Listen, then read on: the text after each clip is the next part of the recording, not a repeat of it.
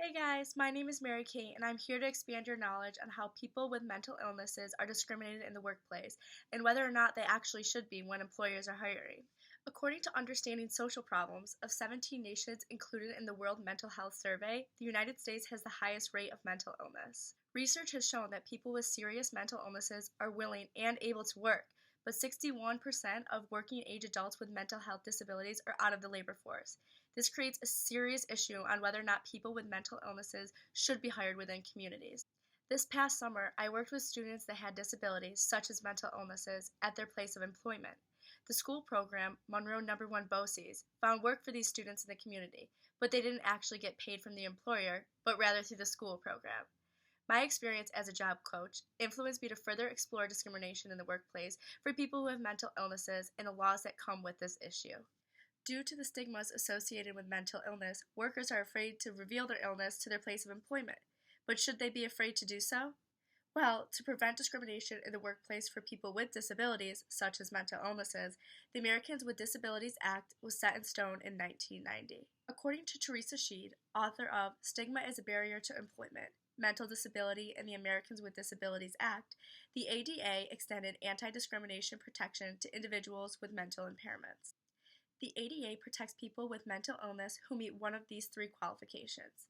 First, they must have a physical or mental impairment that substantially limits them from one or more major life activity. Second, they must have a record of such impairment. And finally, they must be regarded as having such an impairment. Mental illness, according to the ADA, is defined as any mental or psychological disorder, such as mental retardation, Down syndrome, emotional or mental illness, and specific learning disabilities. However, there are some instances where mentally impaired workers are not protected by the ADA. Teresa Sheed states that if one's disability poses a threat to the health and safety of others or alters the operation of a business, a company is not required to hire individuals covered by the ADA. Mentally ill employees are also not protected by the ADA if they choose to not disclose their mental illness with the employer. As a consequence of not disclosing their mental illness with the employer, recurring issues such as impaired performance or poor attendance will lead to termination, as stated in Employee Mental Illness: Managing the Hidden Epidemic. Although the Americans with Disabilities Act does offer protection for employees with mental illnesses, whether they choose to disclose them or not, owners and coworkers still discriminate when hiring. Many employers have negative attitudes towards employees with mental illnesses because of the negative stigmas, so they don't think they should have equal rights in the work field. But why? One of the most common stereotypes of people with mental illnesses is that they are dangerous and violent. Employers do not want to hire individuals that will alter the productivity of their company. A study, Perpetration of Violence, Violent Victimization, and Severe Mental Illness, Balancing Public Health Concerns, found that perpetration of violence and violent victimization are more common among persons with severe mental illness than in the general population. It is also assumed that people with mental illnesses are lazy. Certain mental illnesses cause insomnia and fatigue, and this can certainly wipe a person out and affect their working abilities. Stigma Mental Illness and Ways of Diminishing It states that mental disorders have also been conferred with highly charged negative connotations of self-infliction, an excuse for laziness and criminality. Lastly, it has been said that people with mental illnesses are slow and weak. According to Healthy Place, American's Mental Health Channel, depression can cause a diminished ability to think, PTSD can affect concentration, and bipolar or schizophrenia disorder can impair cognitive functioning.